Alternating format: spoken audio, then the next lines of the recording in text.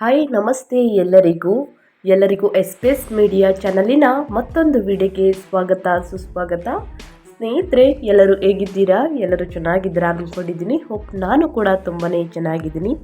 ಎಲ್ಲರೂ ಚೆನ್ನಾಗಿದ್ದೀರಾ ಅಂದ್ಕೊಂಡು ಇವತ್ತಿನ ಒಂದು ವಿಡಿಯೋನ ಶುರು ಮಾಡಿಬಿಡೋಣ. ಇವತ್ತಿನ ಒಂದು ವಿಡಿಯೋದಲ್ಲಿ ಮುಂದಿನ ಒಂದು ತಿಂಗಳು ಸ್ನೇಹಿತರೆ ನಿಮಗೆಲ್ಲರಿಗೂ ಸೂರ್ಯನಂತೆ ಹೊಳೆಯಲಿದೆ. ಈ 8 ರಾಶಿಯವರ ಅದೃಷ್ಟ ಮುಟ್ಟಿದ್ದೆಲ್ಲ ಚಿನ್ನ ಅಂತಲೇ ಹೇಳ್ಬೋದು. ಹಾಗಿದ್ರೆ ಈ 8 ರಾಶಿಯವರು ಯಾರ್ಯಾರು, ಏನೆಲ್ಲ ಅದೃಷ್ಟದ ಫಲಗಳನ್ನು ಗಳಿಸಲಿದ್ದೀರಿ, ಯಾವುದರ ಬಗ್ಗೆ ಮುಂದಿನ ದಿನಗಳಲ್ಲಿ ಎಚ್ಚರಿಕೆ ವಹಿಸಬೇಕು, ಯಾವ ವಿಚಾರದ ಬಗ್ಗೆ ಅನ್ನೋದನ್ನ ಇದೇ ವಿಡಿಯೋದಲ್ಲಿ ತಿಳಿಸ್ಕೊಡ್ತೀನಿ. ಇನ್ನು ಸಣ್ಣ ಪುಟ್ಟ ಸಮಸ್ಯೆಗಳು, ಅಡೆತಡೆಗಳು, ಕಷ್ಟಗಳು, ವಿಳಂಬಗಳು ಬಂದಿದ್ದಲ್ಲಿ ಏನೆಲ್ಲ ಪರಿಹಾರಗಳನ್ನು ಮಾಡಬೇಕು ಅನ್ನೋದನ್ನ ತಿಳಿಸ್ಕೊಡ್ತಾ ಹೋಗ್ತೀನಿ. ಆದಷ್ಟು ನನ್ನ ಚಾನಲಲ್ಲಿ ಬರುವಂತಹ ಸಣ್ಣ ಪುಟ್ಟ ಪರಿಹಾರಗಳನ್ನು ಫಾಲೋ ಮಾಡೋದ್ರಿಂದ ಸ್ನೇಹಿತರೆ ನಿಮ್ಮ ಜೀವನದಲ್ಲಿ ಎಷ್ಟೇ ದೊಡ್ಡ ಸಮಸ್ಯೆಗಳು, ಕಷ್ಟಗಳು, ಅಡೆತಡೆಗಳು, ವಿಳಂಬಗಳು ಬಂದಿದ್ದಲ್ಲಿ ಅವೆಲ್ಲವೂ ಕೂಡ ನಿವಾರಣೆಯಾಗಲಿದೆ. ಇದರ ಜೊತೆಗೆ ಆಸ್ತಿಯನ್ನು ಖರೀದಿ ಮಾಡೋ ಯೋಗ ಇದೆಯಾ ಅಥವಾ ವಾಹನ ಖರೀದಿ ಮಾಡೋ ಯೋಗ ಇದೆಯಾ, ಒಟ್ಟಾರೆಯಾಗಿ ಈ 8 ರಾಶಿಯವರ ಬಗ್ಗೆ ತಿಳಿಸ್ಕೊಡ್ತಾ ಹೋಗ್ತೀನಿ. ಈ 8 ರಾಶಿಯವರ ಬಗ್ಗೆ ತಿಳ್ಕೊಂಡು ನಿಮ್ಮ ಕುಟುಂಬದಲ್ಲಿ ಮತ್ತು ನಿಮ್ಮ ಸ್ನೇಹಿತರಲ್ಲಿ ಈ ರಾಶಿನ ಯಾರಾದರೂ ಹೊಂದಿದ್ರೆ ದಯವಿಟ್ಟು ಅವ್ರಿಗೆ ವಿಡಿಯೋವನ್ನು ಶೇರ್ ಮಾಡಿ. ಯಾಕಂದರೆ ನಿಮ್ಮ ಕಡೆಯಿಂದ ಅವರ ಭವಿಷ್ಯವನ್ನು ತಿಳ್ಕೊಂಡಂಗಾಗುತ್ತೆ. ನಿಮ್ಮ ರಾಶಿ ಇದ್ದರೆ ದಯವಿಟ್ಟು ವಿಡಿಯೋಗೊಂದು ಲೈಕ್ ಕೊಟ್ಟು, ಸಬ್ಸ್ಕ್ರೈಬ್ ಆಗಿಲ್ಲ ಅಂದರೆ ಎಸ್ಪೇಸ್ ಮೀಡಿಯಾಗೆ ಸಬ್ಸ್ಕ್ರೈಬ್ ಆಗಿ ನಿಮ್ಮ ಅಭಿಪ್ರಾಯಗಳನ್ನು ಕಮೆಂಟ್ ಬಾಕ್ಸಲ್ಲಿ ತಿಳಿಸಿ. ಓಂ ನಮಃ ಸೂರ್ಯದೇವಾಯ ನಮಃ ಅಂತ ಕಮೆಂಟ್ ಮಾಡಿದ ಸ್ನೇಹಿತರೆ, ಸೂರ್ಯದೇವರ ಅನುಗ್ರಹದಿಂದ ನಿಮ್ಮ ಜೀವನದಲ್ಲಿ ಇದ್ದ ಕಷ್ಟಗಳು, ಸಮಸ್ಯೆಗಳು, ಅಡೆತಡೆಗಳು ಎಲ್ಲವೂ ಕೂಡ ನಿವಾರಣೆಯಾಗಲಿ ಅಂತ ಕೇಳ್ಕೊತಾ ವಿಡಿಯೋನ ಸ್ಟಾರ್ಟ್ ಮಾಡಿಬಿಡೋಣ. ಆದಿತ್ಯ ಹೃದಯ ಸ್ತೋತ್ರವನ್ನು ಕೂಡ ಹೇಳ್ಬೋದು ಸ್ನೇಹಿತರೆ. ನವೆಂಬರ್ 17ರಂದು ಸೂರ್ಯನು ವೃಶ್ಚಿಕ ರಾಶಿಗೆ ಪ್ರವೇಶಿಸುತ್ತಾನೆ. ಅಲ್ಲಿ ಮಂಗಳ ಮತ್ತು ಬುಧ ಈಗಾಗಲೇ ಇದ್ದಾರೆ. ಸೂರ್ಯ, ಮಂಗಳ ಮತ್ತು ಬುಧನ ಸಂಯೋಗವು ಕೆಲವು ರಾಶಿಗಳಿಗೆ ತುಂಬ ಶುಭ ಫಲಗಳನ್ನು ತರಲಿದೆ. ಆದಿತ್ಯ, ಮಂಗಳ ಮತ್ತು ಬುಧ ನಿತ್ಯ ಯೋಗದಿಂದ ಯಾವ ರಾಶಿಯವರು ಹೆಚ್ಚಿನ ಪ್ರಯೋಜನವನ್ನು ಪಡೆಯಲಿದ್ದಾರೆ ಎಂಬುದನ್ನು ನೋಡ್ತಾ ಹೋಗೋಣ. ಗ್ರಹಗಳ ರಾಜ ಸೂರ್ಯ ದೇವರು ತನ್ನ ರಾಶಿ ಚಕ್ರವನ್ನು ಬದಲಾಯಿಸಲಿದ್ದಾರೆ. ನವೆಂಬರ್ 17 ಸೋಮವಾರದಂದು ಸ್ನೇಹಿತರೆ ಸೂರ್ಯನು ತನ್ನ ಅತ್ಯಂತ ಕೆಳ ರಾಶಿ ತುಲಾ ರಾಶಿಯಿಂದ ವೃಶ್ಚಿಕ ರಾಶಿಗೆ ಪ್ರವೇಶವನ್ನು ಮಾಡಲಿದ್ದಾರೆ. ಈ ಸಂಚಾರ ನವೆಂಬರ್ 17ರಂದು ಮಧ್ಯಾಹ್ನ 1:26ಕ್ಕೆ ನಡೆದಿದ್ದು, ಗ್ರಹಗಳ ಅಧಿಪತಿಗಳಾದ ಮಂಗಳ ಮತ್ತು ಬುಧ ಈಗಾಗಲೇ ವೃಶ್ಚಿಕ ರಾಶಿಯಲ್ಲಿದ್ದಾರೆ. ಅಂತಹ ಪರಿಸ್ಥಿತಿಯಲ್ಲಿ ಸೂರ್ಯ ಮತ್ತು ಮಂಗಳ ಒಟ್ಟಾಗಿ ಅತ್ಯಂತ ಶುಭವಾದ ಆದಿತ್ಯ ಮಂಗಳ ಯೋಗವನ್ನು ರೂಪಿಸುತ್ತಿದ್ದಾರೆ. ಅದೇ ಸಮಯದಲ್ಲಿ ಸೂರ್ಯ ಮತ್ತು ಬುಧ ಒಟ್ಟಿಗೆ ಇರುವುದರಿಂದ ಬುಧ ನಿತ್ಯ ಯೋಗವು ರೂಪುಗೊಳ್ಳುತ್ತಿದೆ. ಅಂತಹ ಪರಿಸ್ಥಿತಿಯಲ್ಲಿ ವೃಶ್ಚಿಕ ರಾಶಿಯಲ್ಲಿ ಸೂರ್ಯ, ಮಂಗಳ ಮತ್ತು ಬುಧದ ಸಂಯೋಗವು ಈ 8 ರಾಶಿಗಳಿಗೆ ಅಪಾರ ಪ್ರಯೋಜನಗಳನ್ನು ತರುತ್ತದೆ. ಆ ರಾಶಿಗಳು ಯಾವ್ಯಾವುದು ಎಂಬುದನ್ನು ನೋಡ್ತಾ ಹೋಗೋಣ. ಮೊದಲನೇ ಅದೃಷ್ಟ ರಾಶಿ ಬಂದು ಕಟಕ ರಾಶಿಯವರಿಗೆ. ಕಟಕ ರಾಶಿಯವರಿಗೆ ಮುಂದಿನ ಒಂದು ತಿಂಗಳ ಕಾಲ ಬಹಳ ಅಂದರೆ ಬಹಳ ಅದೃಷ್ಟ ಸ್ನೇಹಿತರೆ. ಕಟಕ ರಾಶಿಯವರ 5ನೇ ಮನೆಯ ಮೂಲಕ ಸೂರ್ಯನ ಸಂಚಾರ ನಡೆಯಲಿದೆ. ವೃಶ್ಚಿಕ ರಾಶಿಗೆ ಸೂರ್ಯನ ಸಂಚಾರವು ನಿಮಗೆ ಅತ್ಯಂತ ಶುಭಕರವಾಗಿರುತ್ತದೆ. ಈ ಸಮಯದಲ್ಲಿ ವಿದೇಶ ಪ್ರಯಾಣ ಸಾಧ್ಯತೆ ಕೂಡ ಇದೆ.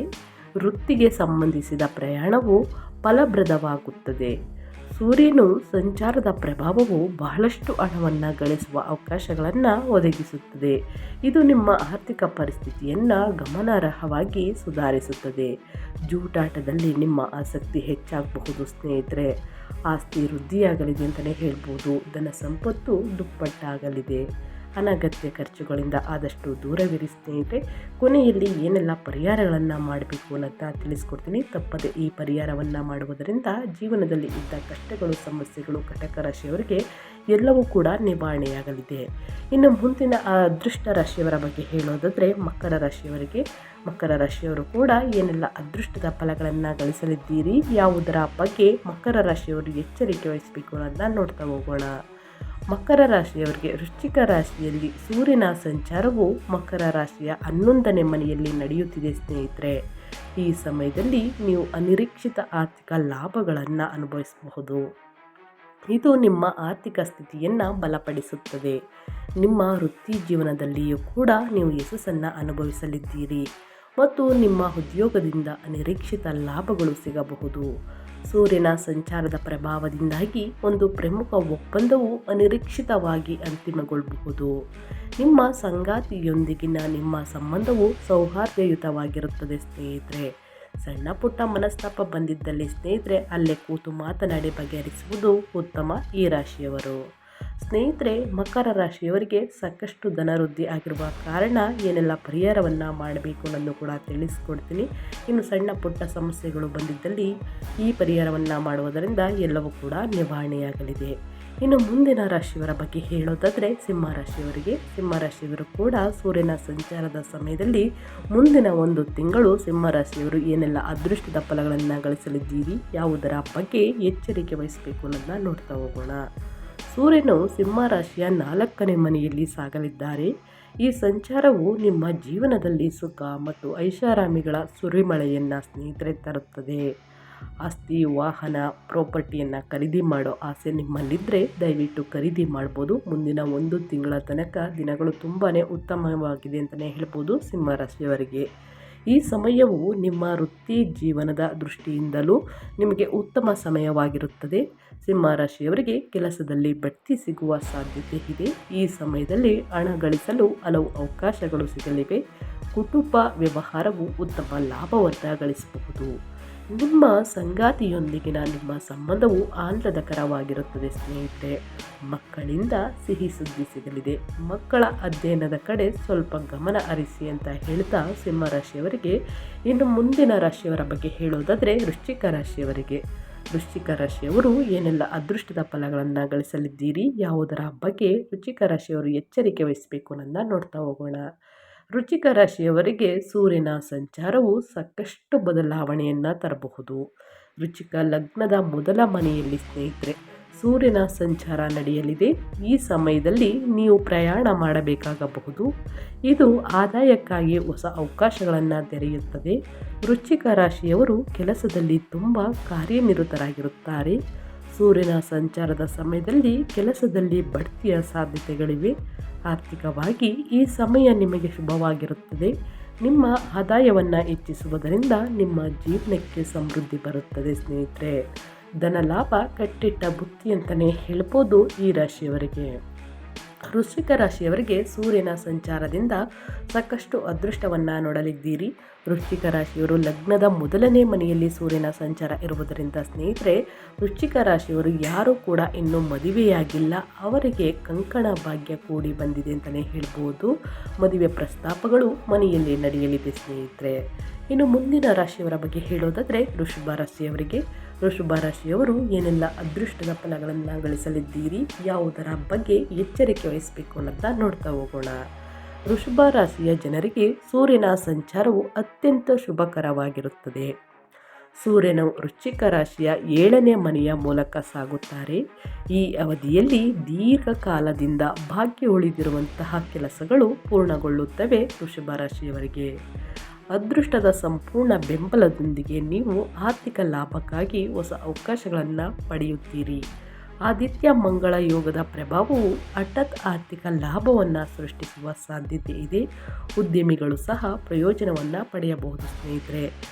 ಹಾಗಾಗಿ ವೃಷಭ ರಾಶಿಯವರು ಕೂಡ ಸಾಕಷ್ಟು ಅದೃಷ್ಟವನ್ನು ನೋಡಲಿದ್ದೀರಿ ಅಂತ ಹೇಳ್ತಾ ಇನ್ನು ಮುಂದಿನ ರಾಶಿಯವರ ಬಗ್ಗೆ ಹೇಳೋದಾದರೆ ಕನ್ಯಾ ರಾಶಿಯವರಿಗೆ ಸೂರ್ಯನ ಸಂಚಾರವು ಸ್ನೇಹಿತರೆ ವೃಶ್ಚಿಕ ರಾಶಿಯ 5ನೇ ಮನೆಯಲ್ಲಿ ನಡೆಯುವುದರಿಂದ ಇದು ಧನ ಸಂಪತ್ತಿಗೆ ಸಂಬಂಧಪಟ್ಟಿದೆ ಅಂತಲೇ ಹೇಳಬಹುದು. ಕನ್ಯಾ ರಾಶಿಯವರಿಗೆ ಮುಂದಿನ ತಿಂಗಳ ತನಕ ಸಾಕಷ್ಟು ಅದೃಷ್ಟವನ್ನು ಗಳಿಸಲಿದ್ದೀರಿ. ಹಣಕಾಸಿನ ವ್ಯರ್ಥವನ್ನು ಮಾಡುವುದಕ್ಕೆ ಹೋಗಬೇಡಿ. ಕನ್ಯಾ ರಾಶಿಗೆ ಸೇರಿದ ಜನರಿಗೆ ಈ ಡಿಸೆಂಬರ್ ತಿಂಗಳು ಸುಖ, ಸಮೃದ್ಧಿ ಮತ್ತು ಪ್ರೀತಿಗೆ ಸಂಬಂಧಿಸಿದಂತೆ ಅನೇಕ ಅವಕಾಶಗಳನ್ನು ನೀಡಲಿದೆ.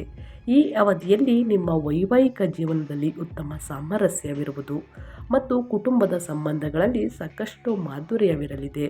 ಕೆಲಸ ವ್ಯಾಪಾರವನ್ನು ಮಾಡುವ ಕನ್ಯಾ ರಾಶಿಗೆ ಸೇರಿದ ಜನರಿಗೆ ಈ ಅವಧಿಯಲ್ಲಿ ಹೊಸ ಯೋಜನೆಗಳಿಂದ ಯಶಸ್ಸು ದೊರಕುವುದು. ಸೂರ್ಯನ ಸಂಚಾರದಿಂದ ಸ್ನೇಹಿತರೆ ಸಾಕಷ್ಟು ನಿಮಗೆ ಅಪಾರವಾದ ಲಾಭ ದೊರಕುವುದು, ಜೊತೆಗೆ ಹೂಡಿಕೆಯಿಂದ ಸ್ನೇಹಿತರೆ ಧನ ಲಾಭವನ್ನು ಗಳಿಸಲಿದ್ದೀರಿ. ಜೊತೆಗೆ ನಿಮ್ಮ ಆರ್ಥಿಕ ಪರಿಸ್ಥಿತಿಯು ಮೊದಲಿಗಿಂತ ಸಾಕಷ್ಟು ಬಲಗೊಳ್ಳಲಿದೆ. ಕಲೆ, ಸೌಂದರ್ಯ ಮತ್ತು ರಚನಾತ್ಮಕ ಕೆಲಸಗಳಲ್ಲಿ ಕನ್ಯಾ ರಾಶಿಗೆ ಸೇರಿದ ಜನರು ಈ ಸಂದರ್ಭದಲ್ಲಿ ಹೆಚ್ಚಿನ ಆಸಕ್ತಿಯನ್ನು ಹೊಂದುವರು. ಜೊತೆಗೆ ಯಶಸ್ಸನ್ನು ದೊರಕುವ ಸಂಭವ ಹೆಚ್ಚಾಗಿರಲಿದೆ. ಕನ್ಯಾ ರಾಶಿಗೆ ಸೇರಿದ ಜನರ ಆರೋಗ್ಯವು ಈ ಅವಧಿಯಲ್ಲಿ ಆದಷ್ಟು ಸಾಮಾನ್ಯವಾಗಿರಲಿದೆ. ನಿಮ್ಮ ಆರೋಗ್ಯದ ಕಡೆ ಸ್ವಲ್ಪ ಗಮನ ಕೊಡಿ, ಆದರೆ ಮಾನಸಿಕವಾಗಿ ಸಮತೋಲನವನ್ನು ಹೊಂದುವುದಕ್ಕೆ ಹೆಚ್ಚು ಮಹತ್ವವನ್ನು ನೀಡುವುದು ಉತ್ತಮ. ಇನ್ನು ಮುಂದಿನ ರಾಶಿಯವರ ಬಗ್ಗೆ ಹೇಳೋದಾದರೆ ಕುಂಭರಾಶಿಯವರಿಗೆ. ಕುಂಭರಾಶಿಯವರು ಏನೆಲ್ಲ ಅದೃಷ್ಟದ ಫಲಗಳನ್ನು ಗಳಿಸಲಿದ್ದೀರಿ, ಯಾವುದರ ಬಗ್ಗೆ ಕುಂಭರಾಶಿಯವರು ಎಚ್ಚರಿಕೆ ವಹಿಸಬೇಕು ಅನ್ನೋದನ್ನ ನೋಡ್ತಾ ಹೋಗೋಣ. ಕುಂಭರಾಶಿಗೆ ಸೇರಿದ ಜನರಿಗೆ ಸೂರ್ಯನ ಸಂಚಾರದ ಈ ಸಮಯವು ವಿಶೇಷವಾಗಿ ಹೆಚ್ಚು ಲಾಭದಾಯಕವಾಗಿರಲಿದೆ. 9ನೇ ಮನೆಯಲ್ಲಿ ಸಂಚಾರವನ್ನು ಮಾಡುವುದರಿಂದ ಸ್ನೇಹಿತರೆ ಧನಸ್ಥಾನದಲ್ಲಿ ಸಂಚಾರವನ್ನು ಮಾಡಲಿದೆ. ಸಂಪತ್ತು ವೃದ್ಧಿಯಾಗಲಿದೆ. ನಿಮ್ಮ ಪ್ರೇಮ ಸಂಬಂಧದಲ್ಲಿ ಸಾಕಷ್ಟು ಸಾಮರಸ್ಯವಿರುತ್ತದೆ. ನೀವು ನಿಮ್ಮ ಸಂಗಾತಿಯೊಂದಿಗೆ ಉತ್ತಮ ಮತ್ತು ಬಲವಾದ ಸಂಬಂಧವನ್ನು ಹೊಂದಲಿದ್ದೀರಿ. ಈ ಅವಧಿಯಲ್ಲಿ ನಿಮ್ಮ ವೈವಾಹಿಕ ಜೀವನ ಸುಖಮಯವಾಗಿರುವುದು, ಜೊತೆಗೆ ಸಂಬಂಧದಲ್ಲಿ ಬುದ್ಧಿವಂತಿಕೆಯಿಂದ ಎಲ್ಲ ಸಮಸ್ಯೆಗಳಿಗೆ ಪರಿಹಾರವನ್ನು ಹೊಂದಲಿದ್ದೀರಿ. ಕೆಲಸ ಹಾಗೂ ವ್ಯಾಪಾರಕ್ಕೆ ಸಂಬಂಧಿಸಿದಂತೆ ಕುಂಭರಾಶಿಗೆ ಸೇರಿದ ಜನರಿಗೆ ಈ ಅವಧಿಯಲ್ಲಿ ಅದೃಷ್ಟದ ಸಂಪೂರ್ಣ ಬೆಂಬಲ ದೊರಕುವುದು. ಇನ್ನು ಮುಂದಿನ ರಾಶಿಯವರ ಬಗ್ಗೆ ಹೇಳೋದಾದರೆ ಮುಂದಿನ ರಾಶಿ ಬಂದು ಮಿಥುನ ರಾಶಿಯವರಿಗೆ. ಮಿಥುನ ರಾಶಿಯವರಿಗೆ 4ನೇ ಮನೆಯಲ್ಲಿ ಸೂರ್ಯನ ಸಂಚಾರ ಸ್ನೇಹಿತರೆ. ಜೊತೆಗೆ ಈ ಸಮಯದಲ್ಲಿ ನಿಮಗೆ ಪ್ರಯಾಣಿಸುವ ಯೋಗ ದೊರಕುವುದು. ಶುಕ್ರಾದಿತ್ಯ ಯೋಗದಿಂದಲೂ ಕೂಡ ಸಾಕಷ್ಟು ಯೋಗ ಗಳಿಸಲಿದ್ದೀರಿ. ಮಂಗಳ ಯೋಗ ಕೂಡ ಇದೆ. ಹೊಸ ಸಂಪರ್ಕಗಳಿಂದ ಹೆಚ್ಚಿನ ಲಾಭವನ್ನು ಪಡೆಯಲಿದ್ದೀರಿ. ಕಲೆ ಮತ್ತು ರಚನಾತ್ಮಕ ಕೆಲಸಗಳಲ್ಲಿ ಮಿಥುನ ರಾಶಿಗೆ ಸೇರಿದ ಜನರಿಗೆ ಈ ಸಂದರ್ಭದಲ್ಲಿ ಅಪಾರ ಯಶಸ್ಸು ದೊರಕುವ ಸಂಭವವಿದೆ. ಹಾಗೆ ಮಿಥುನ ರಾಶಿಗೆ ಸೇರಿದ ಜನರ ಹಣಕಾಸಿನ ಸ್ಥಿತಿಯು ಉತ್ತಮವಾಗಿರುವುದು. ಅನಗತ್ಯ ಖರ್ಚುಗಳಿಂದ ಆದಷ್ಟು ದೂರವಿರಿ. ನೀವು ನಿಮ್ಮ ಖರ್ಚನ್ನು ನಿಯಂತ್ರಣದಲ್ಲಿರಿಸುವುದು ಉತ್ತಮ. ಸ್ನೇಹಿತರೆ ಏನೆಲ್ಲ ಅದೃಷ್ಟವನ್ನು ಗಳಿಸಲಿದ್ದೀರಿ 8 ರಾಶಿಯವರು ಅನ್ನೋದನ್ನ ತಿಳಿಸ್ಕೊಟ್ಟಾಯಿತು. ಅದೇ ರೀತಿ ಈ ಸರಳ ಪರಿಹಾರವನ್ನು ಮನೆಯಲ್ಲೇ ಮಾಡಬೇಕಾಗುತ್ತದೆ.